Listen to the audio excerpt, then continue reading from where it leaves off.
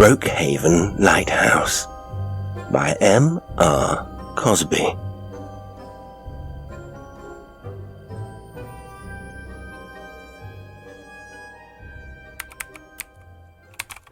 Hello, Keeper. I have just discovered your excellent website about Brokehaven Lighthouse. I was born and brought up nearby, and have recently moved back to the area. I have many memories and some old photographs of the lamps which used to be housed there. Only a few weeks ago, my wife and I drove to nearby Kilburra Beach. We parked up on the heads, then walked out to the lighthouse. We were shocked and saddened to find the building in such poor condition. The doors are broken, the windows and lantern room glass are smashed and rubbish has been dumped inside. This vandalism is surely encouraged by its isolation, and made worse by the fact that the reserve is overgrown, making it no longer possible to see the lighthouse from Kilburra Beach. I mentioned to my wife that I felt the lighthouse should be restored to its former glory. Perhaps, if access to the area was improved, then vandalism could be stopped. As I have long been retired, I have plenty of time on my hands, so I would like to volunteer my services if such a project were undertaken. Is there anyone you can put me in touch with? Stanley Thompson. Dear Stanley, the solution to rescuing Brokehaven Lighthouse needs to be a local one. Several years ago, a sizable grant was approved by the council to carry out renovations to the building and improvements to the site. The Crown Reserve Works and Community Operations Committee was formed in order to discuss the concern about the state of the light tower. Many options were considered to enable the lighthouse and headland to be turned into a major tourist draw. As a result, the building attached to the lighthouse was partially restored, but because of its isolation, was hit repeatedly by vandals. As you mentioned, it quickly deteriorated. I have had expressions of concern from some other local residents, and I hope that they and others from the wider area might be willing to come together to see if some sort of ongoing restoration program can be established. Thank you for your interest. I have your details now, so I will contact you shortly when something is arranged. Malcolm P. Alderton, Bulletin Editor. Stanley snapped the laptop shut. He had been balancing it on his arthritic knees for longer than was comfortable. Maggie, I've had a response to that email I sent. You remember? The one about the lighthouse. It came last week, but I haven't checked my mail for a while. His head pounded as he struggled to extricate himself from deep within the new sofa. Cushions were way too soft, allowing him little chance of leverage. He swore to himself. Why had they renewed absolutely everything when they moved here? He was certain their old furniture would have been just fine in the new apartment. Surely it was too late in their lives to make such a completely fresh start. If a response came, it was too faint to hear, carried away by the running water of the shower, or was it next door's shower? The plumbing's so noisy here, he thought. The walls are so thin. There must be many complaints. He made a mental note to add to the list. He would speak his mind to David, the caretaker. Or was his name Donald? Free of the sofa at last, Stanley padded stiffly across the still unfamiliar lounge. He eyed with suspicion the glass dining table he had so far been afraid to use, before carefully placing the computer on its shiny and unforgiving surface. He turned towards the bathroom to look for his wife, but the sound of the phone ringing stopped him in his tracks. To locate it, Stanley had to follow the sound. Hey, old man. The voice sounded like it came from a long way off. Howard, is that you? Stanley rubbed at the tender lump which had recently appeared on the side of his balding head. His son's voice sounded strangely unfamiliar. Is there something wrong? No, of course not. Don't you remember? I said I'd ring you every day until things get back to normal, just to see how you're getting on. Stanley felt himself relax. It was good to hear Howard's voice. "It's such a big change, son. It'll take a while to get used to." "Look, Dad, I know things haven't gone that smoothly down there. Maybe we did the wrong thing, but Annie and I were so sure that a fresh start was just what you needed." "Well..." "And right there, so close to where you were born. Such a beautiful area, and still so quiet. I know you're unsettled right now. God knows you've got every right to be, but things can only get better. And the staff at the Ferns are on hand to look after you." There was a muffled altercation in the background, followed by shouting. Then came the sound of Howard's voice, alternately pleading and annoyed. Stanley smiled at the sudden, bittersweet memory of being responsible for children. "Sorry, Dad. You know what kids can be like." "Do I? Yeah, I suppose I do. By the way, how's Jocelyn? Yes, really well. She has a good teacher this year, and she's in the soccer team now." "And Harry?" Howard dropped his voice. "He's struggling a bit. We're hoping the new school works for him. Not good so far, but it's early days yet. Anyway, I've told you all this before." "When will you bring them to visit, son?" The hesitation from the other end of the line broke Stanley's heart. "We'll have to see. It's just that Annie's so busy, and as you know, I often have to travel for work." "They'd love it down here. There's so much open space. They could run wild. Not like in the middle of the city where you are. All that traffic and pollution. That can't be good for them." "You know, they're a bit old to run wild in the woods these days. They're more interested in their computers. And remember, we don't live in the city now. That was back when Annie used to work." "So, when are you coming? It's been such a long time." "Dad, I was there a few days ago. I helped the removalist with the last of your packing cases. Don't you remember?" Stanley frowned. "Of course I do. But why did we have to get all these new things? What was wrong with all our old stuff? I've lost so many memories." His voice trailed off. It was the first time he had been brave enough to ask the question directly. He felt a tear trickle from the corner of his eye. He could not remember the last time he had cried. How long must it have been? At any rate, he didn't want to do so right now. At least not on the phone. "Sorry, son. When you get to my age, you'll find that what happened in the past can feel more real than what's happening now." "It's fine. I'll do my best to get down to see you next week. My project should be over by then, so I won't need to be in the office quite so much." "That would be wonderful. Maggie will be so excited to hear." There was an awkward pause. "Look, Dad, you know very well..." Yes, Stanley interjected. "By the way, I forgot to tell you, I got a response from that email I sent about Brokehaven Lighthouse." There was another pause, as if Howard had been taken by surprise. "What? Oh yes, that place up on the headland. You loved it there, didn't you? I vaguely remember you taking me there when I was a boy." It's just about derelict now. Such a shame. Apparently there's been some kind of grant from the council, so I'm thinking about volunteering to help do the place up." "Well, that's great, Dad. I've always said you need a hobby to keep you occupied. Just make sure you don't overdo it. Remember what the doctor said about your heart." His heart? Stanley paused. Had old Weathers, the family doctor since way back when, been keeping something from him? Surely that wasn't right. He decided not to press Howard on the matter.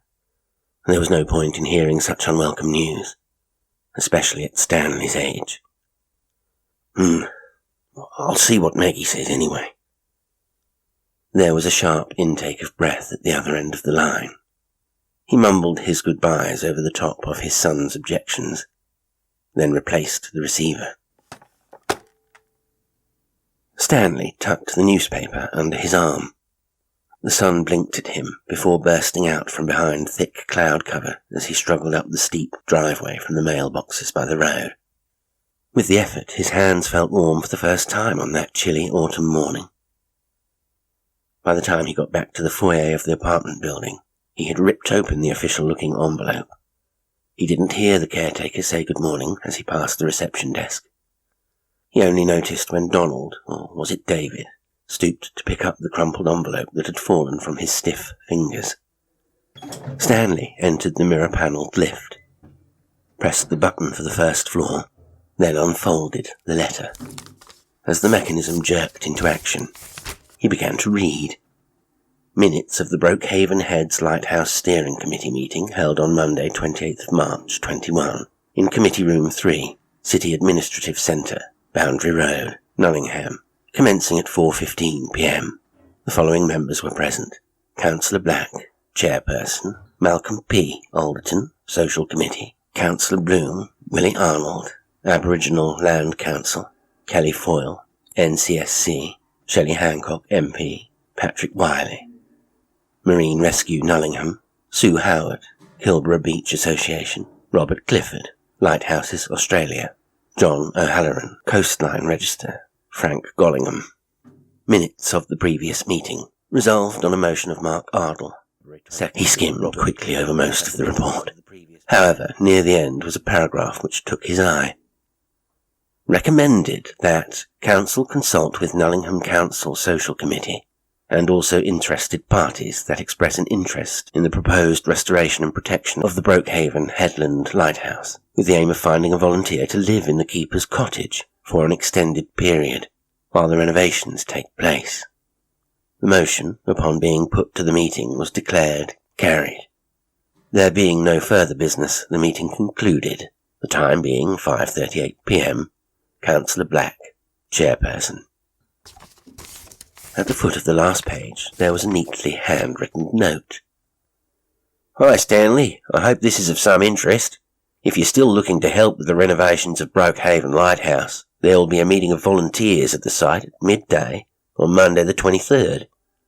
Perhaps you can join us there if you get this in time. If not, give me a ring. All the best. Malcolm Alderton. A mobile phone number had been added below. He unfurled the newspaper to check the date. The meeting was scheduled for that very day.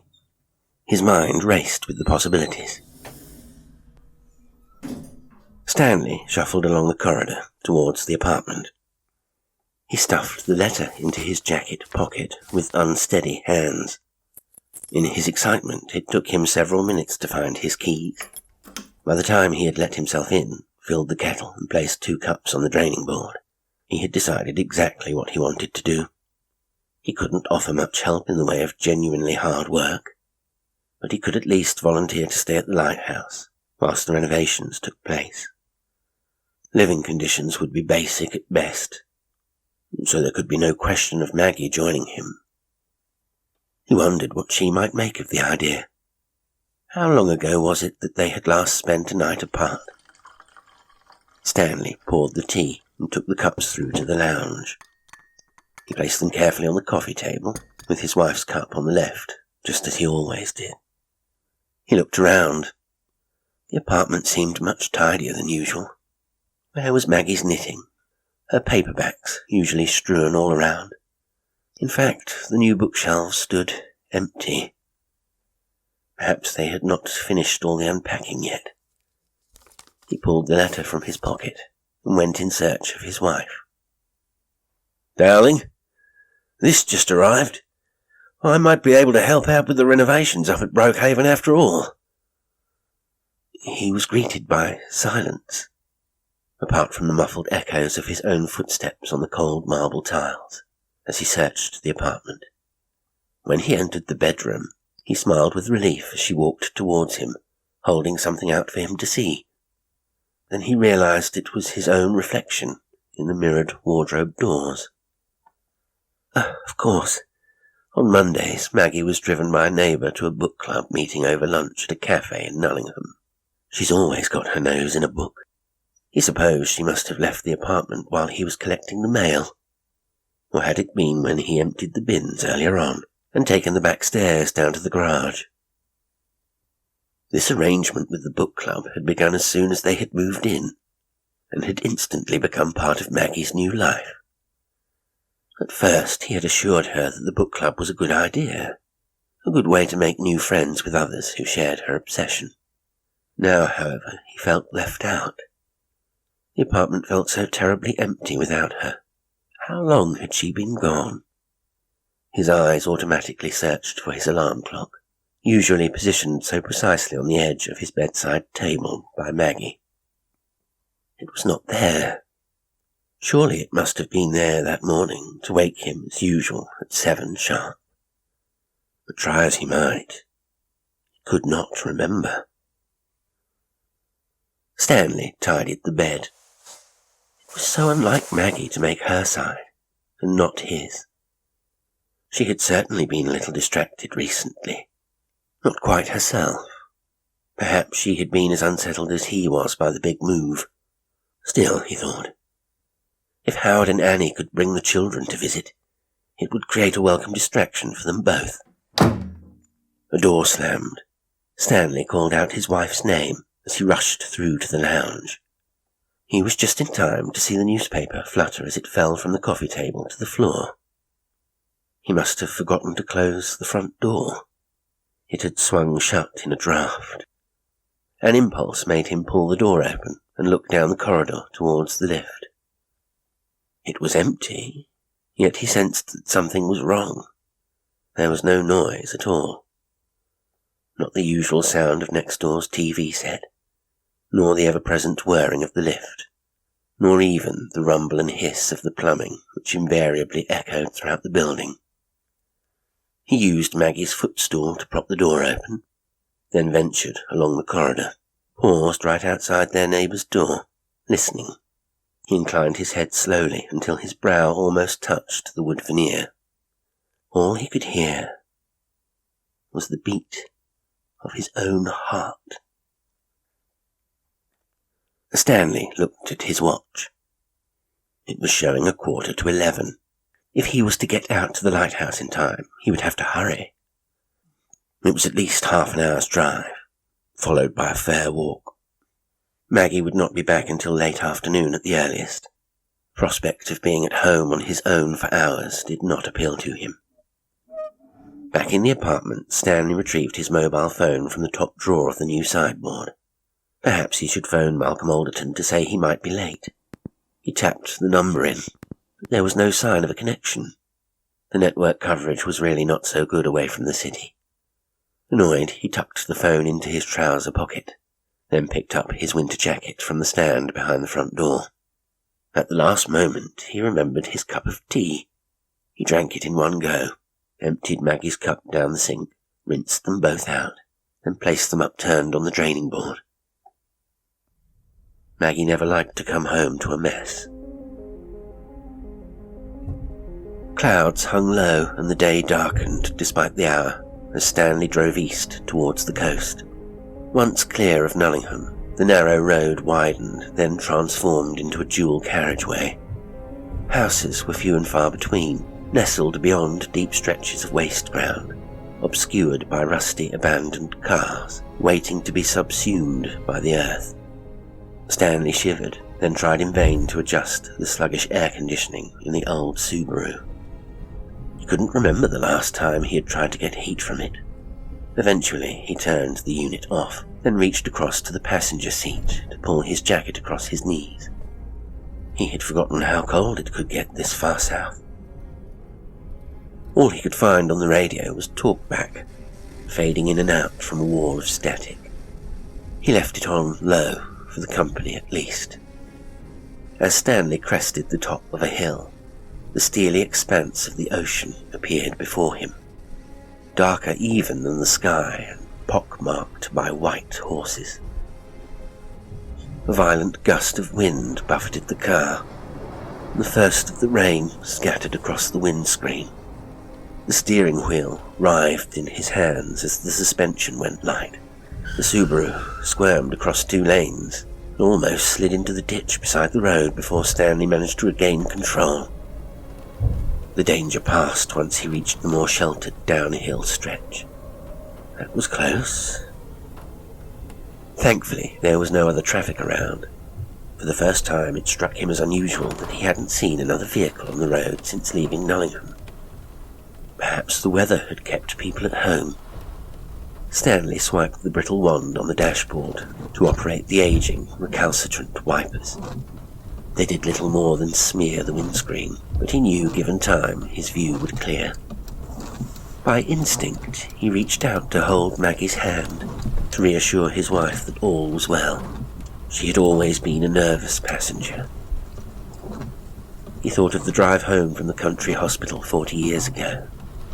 And as usual, Stanley felt the heat of the blood as it rushed to his face.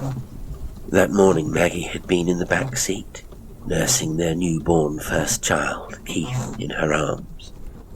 He had driven so slowly, so carefully, yet somehow he hadn't noticed the traffic lights change to red. After the impact, he had tried to convince himself he'd been justified in glancing over his shoulder at his precious son. If only his attention hadn't strayed from the road. If only it hadn't been him who had been spared from injury so completely. If only Maggie could have made a similar effort at forgiveness. But perhaps that was too much to ask. At least, given time, Maggie had recovered from the trauma. Hadn't she? His mind jolted back to the present, as his jacket slipped between his legs into the darkness of the footwell. As he reached down for it, he almost missed the road for Kilborough Beach. He had to swerve at the very last moment to make the corner. The Subaru's tyres squealed on the wet road. "Sorry, love," he said, instinctively. "Damn it! You nearly missed the turn-off." "What?" "How can I trust you any more, Stan? You always were so careless. If you'd only kept your eyes on the road, things would have been so different." It felt like he'd been punched in the gut. They hadn't spoken openly about the incident before. He had never known her deepest feelings, nor, if he was honest with himself, had he wanted to. "You never could do anything on your own, could you, Stanley? Maybe your scars healed, but mine never got the chance. Mentally or physically." He blinked rapidly to banish his tears, then forced himself to twist around and look into the back of the car. Maggie's torn and bloody face stared at him. Her bloodshot eyes were brimful of accusation. The infant body of Keith, the elder brother that Howard had never had the chance to meet, slipped from her broken arms. Instinctively he lunged back at them, just as he had done so many years ago, but this time the seatbelt gripped him and jerked him back into the driver's seat. Stanley drove on, going through the motions as if in a dream. The rain flooded the road, and the wind lifted the wipers from the screen. He had to slow right down as he approached the first of the traffic islands, which heralded the outskirts of Kilborough. He'd been barely aware of the journey unfolding, and not at all aware of how he'd managed to find the narrow access road which led to the car park. The hedges to either side of its entrance were wildly overgrown, obscuring the open gate. Stanley drove over the loose cattle grid into the roughly gravelled car park.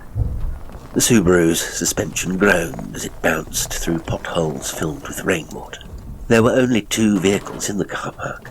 A minibus, parked next to a rusty old ute covered in bull bars and CB radio aerials. With so much choice, it took Stanley some time to decide where to park. In the end, he turned the car around and parked close to the gate, so as to avoid being blocked in if anyone else arrived. At last, Stanley could relax. He killed the engine, pulled the handbrake on, closed his eyes. then rested his head on the rim of the steering wheel. He listened to the wind, the rain battering the windscreen, the hiss of the sea, and the screams of the seagulls. Beneath all these sounds, however, the crackle and hiss of static still came from the radio. He opened his eyes, sat back in his seat, and reached out to turn it off.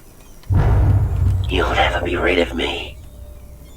Stanley pulled his hand away as if his fingers had been burnt. Without thinking, he glanced into the back of the car. It was empty. Then the voice, Maggie's voice, continued in a softer but mocking tone. "You always were a coward, despite your precious army memories. You want rid of me, so that you can forget about what you did in the past. What you don't realize is, without me, you'll be too lonely to carry on." White noise drowned out the words, and Stanley realized that it had been the radio all along. He had inadvertently tuned into some kind of dramatic production. It all makes sense now. He switched the radio off, grabbed his jacket, and opened the car door. The moment he climbed from the Subaru, the rain stopped, and the wind barely ruffled his jacket as he pulled it across his shoulders. He stretched his legs, locked the car, then set off for the lighthouse.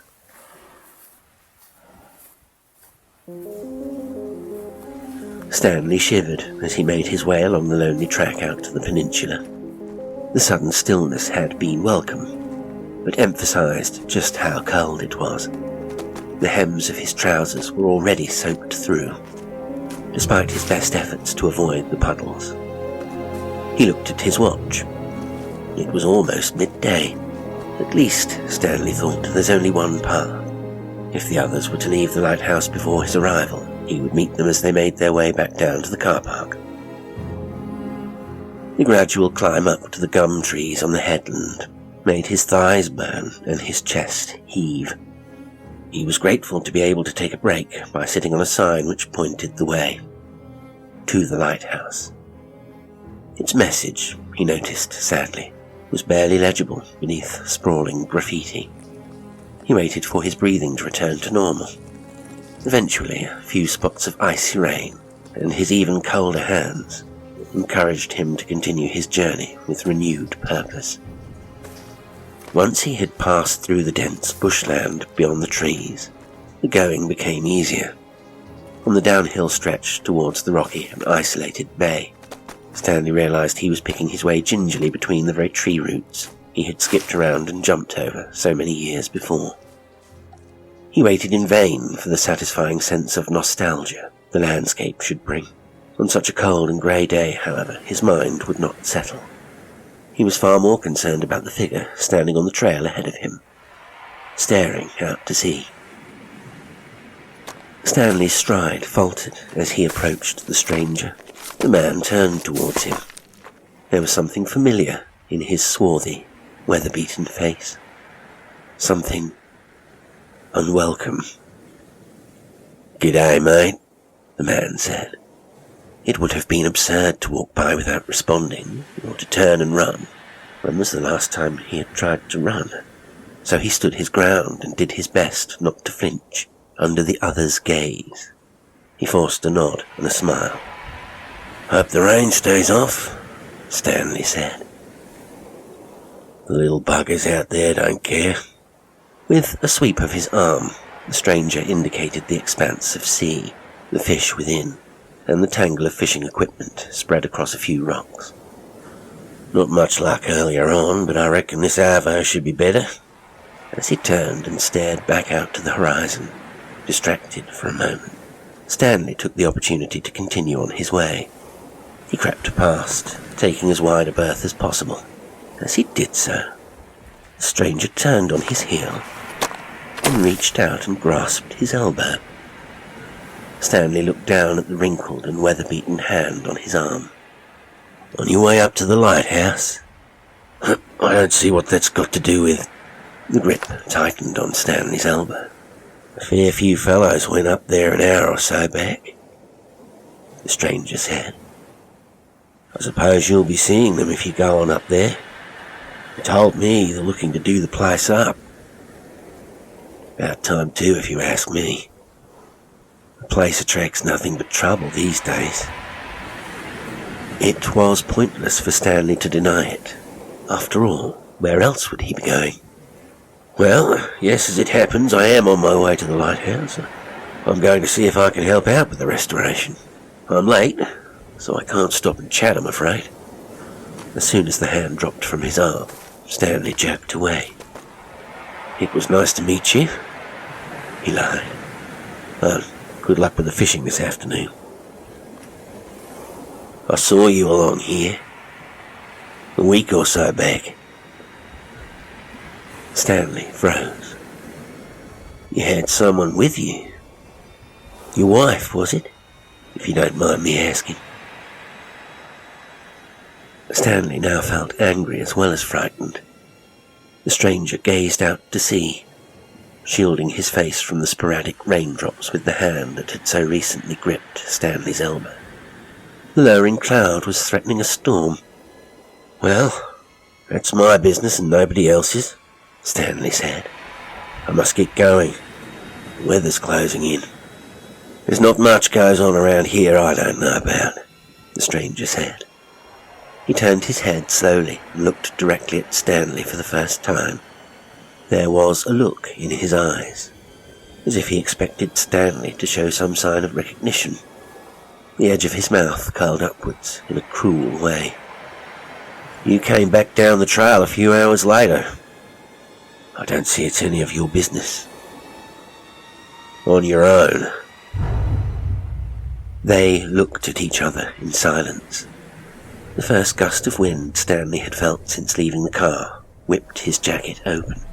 He buttoned it up to his neck as he considered his response.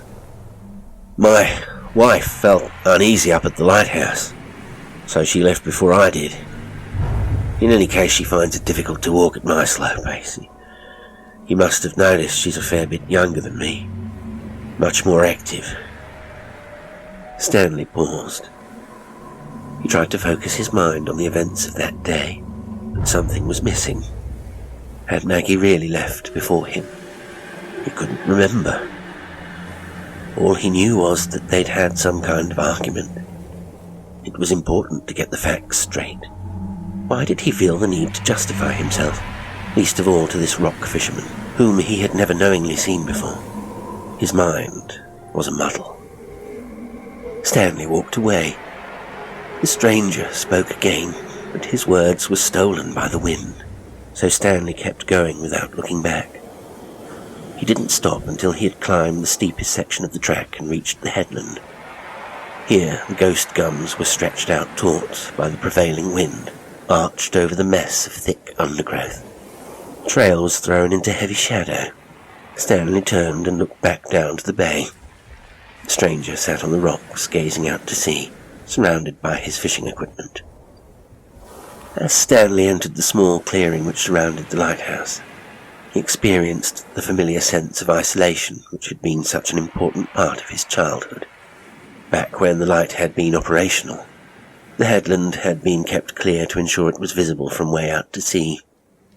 However, since its demise, little work had been done, so the bushland encroached upon the building, shielding it from the elements and insulating it against the roar of the ocean. The air in the clearing was unnaturally still. The tops of the surrounding trees danced in the wind, but Stanley could neither feel nor hear anything, as though he was watching a silent film. I can't even hear the raindrops, he thought. But he could see pinpricks of light from within the dark spaces between the trees. It looked like there were countless pairs of glinting eyes, watching him from the shadows, as though he were surrounded. Stanley tried to put this thought out of his mind. Brokehaven Lighthouse squatted in the exact centre of this lonely space. The brick-built structure consisted of a plain tower, attached to a single-storey keeper's cottage, with a single boarded-up window, next to an open door and a chimney on the end wall. Atop the tower, the lantern room's glass was broken, so it had been protected by a rusty iron framework, wrapped in wire mesh and clear plastic sheeting. The building had once been whitewashed, but most of the paint had peeled away from the deteriorating bricks beneath. Stanley waded through knee-high thicket towards the lighthouse. He still wondered at the silence. There was no sign of Malcolm Alderton and the other volunteers. Perhaps they were in the cottage, but he could still hear nothing. He noticed then that the door had been replaced since his last visit. Previously it had been nothing more than a thin sheet of splintered plywood, backed by a spindly iron frame. Now a solid wooden door, complete with a substantial deadlock, stood ajar. On the jamb was an industrial-looking keypad. As Stanley swung the door open, the smell of disinfectant caught his throat. "Hello? Mr. Alderton?" For a moment, Stanley could see nothing in the dark interior of the building.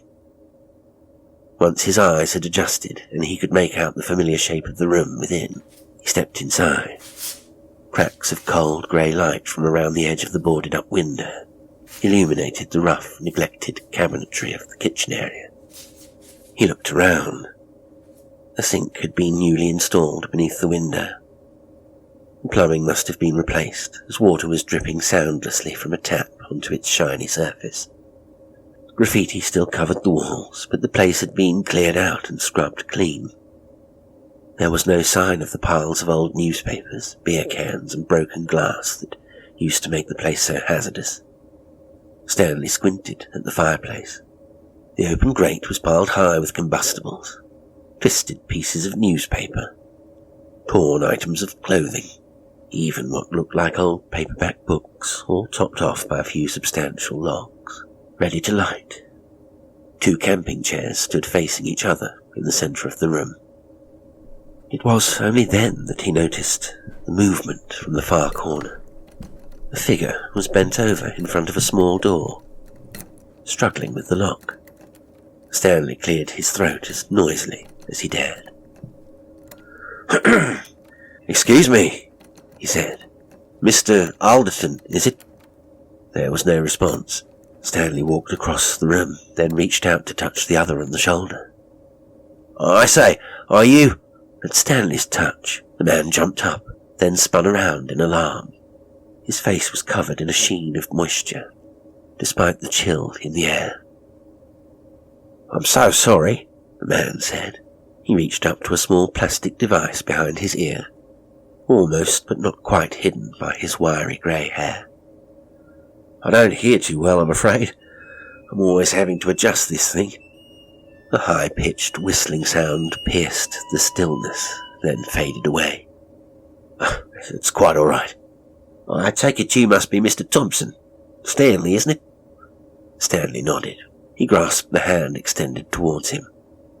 "I'm pleased to meet you, Mr. Alderton," he said, as loudly as he dared. "Thanks for getting in touch.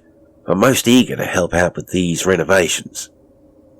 There was an awkward silence. Stanley thought he might need to raise his voice still more. "Please, call me Malcolm," the man said at last. "And yes, you must be eager. Very much so." Stanley did not know quite how to respond. With a start, he realized their hands were still clasped. He pulled his hand away rather too vigorously, then reached into his pocket to retrieve his handkerchief. As he wiped his palm, he heard a tinkling sound. He looked down to see a small key glinting in the weak light on the concrete floor. It must have fallen from his pocket. Before Stanley could react, however, Malcolm had picked it up. "Thanks so much for your offer to help us with this project," he said. And then he handed the key back to Stanley. "You might be wondering where the other volunteers are. I'm afraid we didn't get much of a response from local residents. Not one, so far. Apart from you, of course. So we reverted to Plan B. He smiled, then adjusted his hearing aid once more. Oh, just so that you know, Plan B involves the Department of Corrective Services. Stanley frowned. Oh, you mean to supply labour? Oh, that's right. We've been given a group of young offenders carrying out their community service. He lowered his voice and leaned towards Stanley.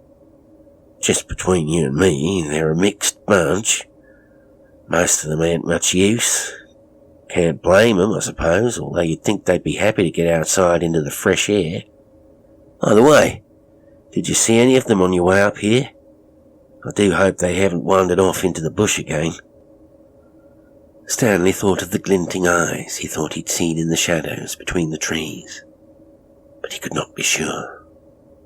Well, as a matter of fact, no, I can't say I did. Everything was quiet when I arrived. Too quiet, Stanley thought. Damn, I'll have to see what's going on out there. They're meant to be cutting back the undergrowth, ready for the landscaping work to start in a few weeks. He went out through the door, then looked around. No, you're right. I can't see anyone. You know, it's a full-time job just keeping an eye on that lot. Anyway, first things first. As you're here, let's talk about what you can do for us.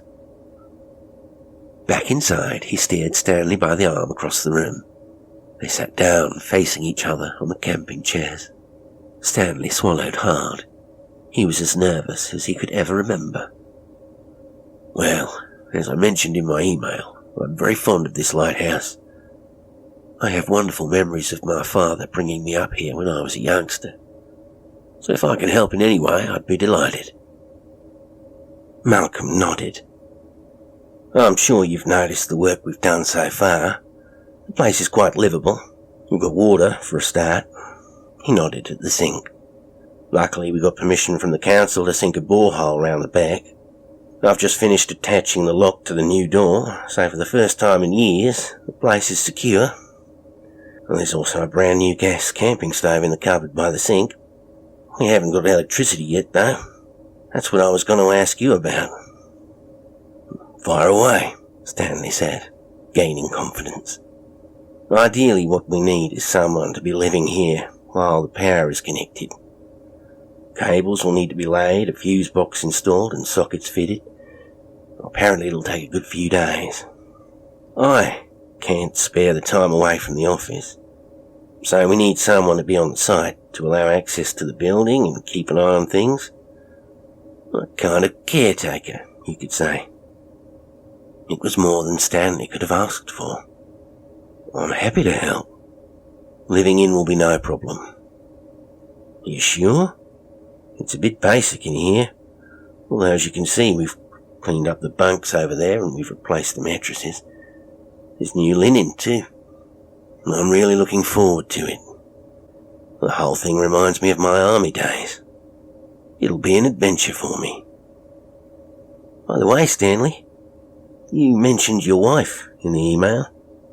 Will she be with you on your adventure? Maggie? Oh, it's not her kind of thing at all, I'm afraid, Stanley said. He felt uncomfortable as Malcolm raised a quizzical eyebrow. Oh, really, she'll hardly miss me at all. Malcolm nodded, then stood up. He walked over to the far corner of the room. Right now, I'm trying to get this door open. It seems to be locked, or at least the handle is thoroughly jammed. Stanley watched in silence as Malcolm struggled with the mechanism. It must lead down to the cellar. These buildings usually had a cellar in which supplies were stored for the winter months. But it just won't budge. In any case, I've arranged for a locksmith to visit later in the week, when you'll be here to let them in. It'll be interesting to see what's down there. Stanley felt the skin crawl on the back of his neck. I can start right away, he said, hurriedly. First thing in the morning, and for as long as is needed. It's certainly very good of you, Stanley. To be frank, it's more than I was expecting. As I mentioned, you've been our only volunteer so far. You sure it won't be too much for you?" "No, not at all." Stanley stopped himself. Something told him he should try not to come across as overly enthusiastic. "Let's agree on the morning, then. At this stage, we should only need you until Friday, although these things do have a tendency to drag on a bit, as I'm sure you'll appreciate. Well, I'm retired, of course, so I can be as flexible as necessary." Just then, a loud cracking sound came from outside. It sounded to Stanley like a branch being split away from the trunk of a tree. It was followed by raucous shouting. Malcolm's head jerked in the direction of the door. Stanley noticed once again the beads of sweat on the man's brow, despite the cool weather. I'm sorry, but I've got to go. Unfortunately, I have to deal with these boys. They have to be back at the institution by 4 o'clock, and the minibus I borrowed has to be back too. Will you walk down to the car park with us? Or do you want to see what else we've done to the lighthouse before you go? We've carried out some worthwhile renovations on the tower already. The lamp has been removed to have its lenses replaced. You know, it has more than 100 separate... Stanley was not listening. He looked around the interior of the keeper's cottage until his gaze settled on the small, locked door across the room. He realized that Malcolm had stopped talking. "If you don't mind, I'll stay a while before I make a move. My wife isn't due home from her book club until later this afternoon, so I've nothing to rush home for." "Well, that's settled then," Malcolm said. They shook hands. "It's been a pleasure to meet such a caring member of our community. Here's the code for the lock on the front door of the cottage." He handed over a slip of paper, which Stanley folded, then placed in his wallet. "Only you and I have a copy of the number, at least for now. Needless to say, don't show it to anyone else." He winked as he clapped a hand on Stanley's shoulder. Stanley watched from the open door as Malcolm strode across the thicket towards the surrounding bush. As his figure disappeared into the shadows and the shouting started, Stanley swung the door shut. He was alone once more. Restoration work on the interior of the lighthouse had indeed begun in earnest. The iron staircase, which wound its way up the tower, had been replaced. Pleasant memories flooded back as he was able to stand once more on the concrete plinth which formed the lantern room at the top. Stanley peered out through the wire and peeled back some of the thick plastic sheeting which protected the interior of the lighthouse from the elements. The view was very different to the spectacular expanse of sea and sky he remembered so clearly. All Stanley could see now were the tops of trees and the heavy, overgrown bush. A mere glimpse of the iron-grey sea, blending into the clouds in the distance, was scarce reward for his climb. He stood back, disappointed. He looked at his watch. It was later than he thought. Maggie would be home in an hour, and she would wonder where he was. He hurried back down the stairs and out through the front door. Once he'd double-checked that he still had the combination to the lock in his wallet, he pulled the door shut behind him. The going was much easier for his march back down to the car park, and Stanley managed to set a good pace. He felt like his blood was pumping well, despite the increasing chill in the air. He felt vigorous and clear-headed for the first time since the move to the Ferns, at least. Since my army days? No, maybe not quite that long ago. He was pleased that there was no sign of the fisherman as he passed the bay. By the time the car park came into view, at the end of the sandy incline, partly covered by overhanging trees, the shadows were impenetrable, and night was about to fall. With relief, he stumbled across the uneven ground towards his Subaru, which now stood alone in the car park. Stanley glanced down as he searched through his jacket pockets for his car keys. Once he found them, he looked back up to see that the gate to the car park was closed, and that the dark silhouette of a figure stood on the other side of the gate. Perhaps, he hoped, it was not yet locked. "I say," Stanley called out as he hurried towards the figure. "Can you leave the gate open, please? I need to get my car out to drive." As he got closer, he could see that it was the fisherman. The ute, which had been in the car park earlier, stood on the road behind him. The fisherman said nothing. He turned and climbed up into the vehicle's cab. Stanley reached the gate, waving his arms and shouting. The ute had already started off down the access road, in a cloud of diesel fumes. Stanley stood still, feeling impotent and annoyed. He glared at the large padlock hanging from a latch welded to the gate's hefty tubular frame. It was locked securely. Stanley glanced around to see that there was no other exit through which vehicles could leave the car park. Then, resigned to his fate, he turned and trudged to the Subaru. Now it was even more important that he should contact Maggie. He dug out his mobile phone, but there was no signal at all. He swore to himself under his breath. There was nothing else for it. He would have to make his way back up to the lighthouse. The only alternative would be to sit it out in the Subaru, but it was almost dark and getting very cold. It felt like there might be a frost. He couldn't risk it if he had to stay overnight, especially as the car's heater was ineffective. Besides, if he hurried, he might make it back to the keeper's cottage before it was properly dark. Stanley thought longingly of the fire set out in the grate, ready for lighting, and of the bed which was waiting for him. At least he was able to retrieve his torch from the boot of the Subaru. Despite night having fallen, the clearing sky and the bright gibbous moon meant that Stanley barely needed the torch on his way back up to the headland. By the time the familiar shape of the lighthouse appeared from between the trees, his chest was heaving.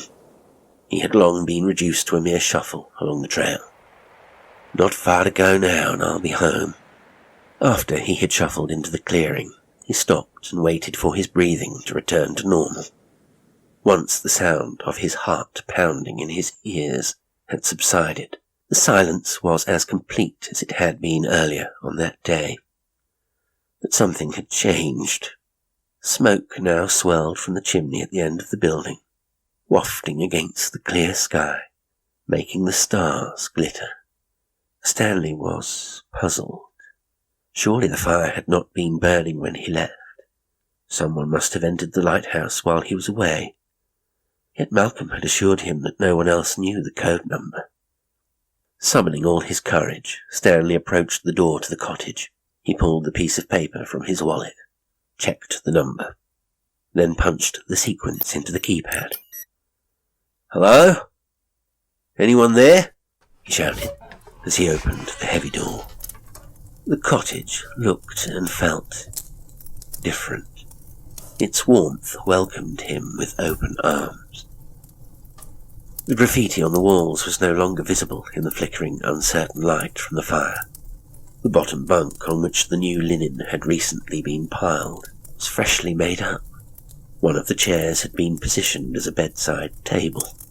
On it stood a glass of water and an alarm clock, as though arranged by Maggie. Stanley looked closely.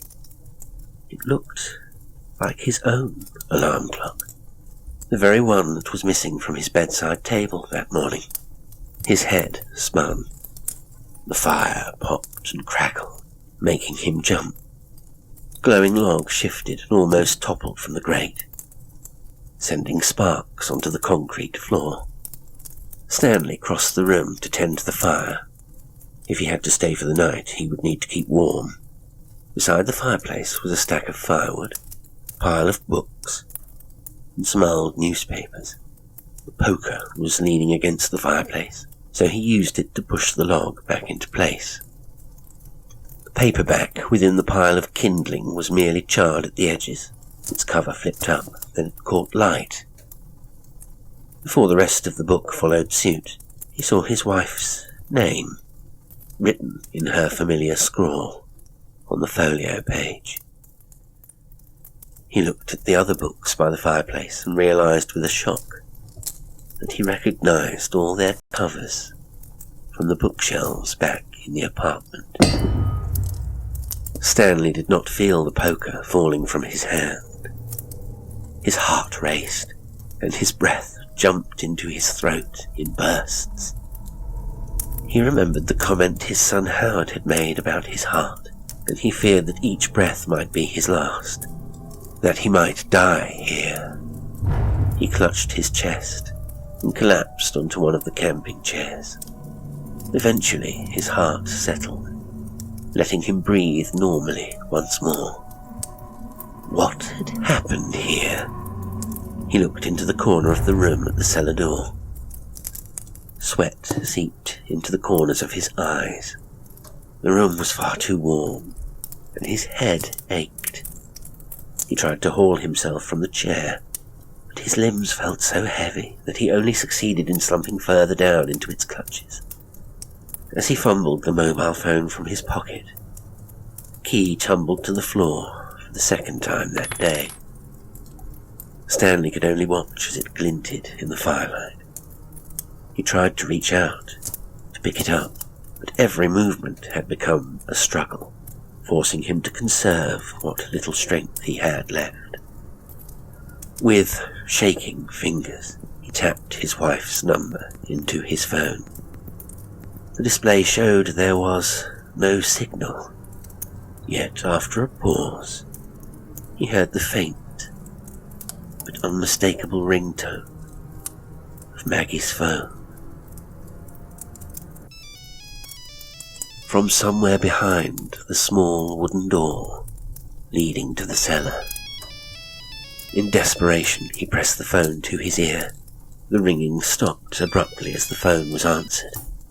At the other end of the line, he heard the intake of a familiar breath. Then Stanley knew he wouldn't be spending the coming night alone. After all.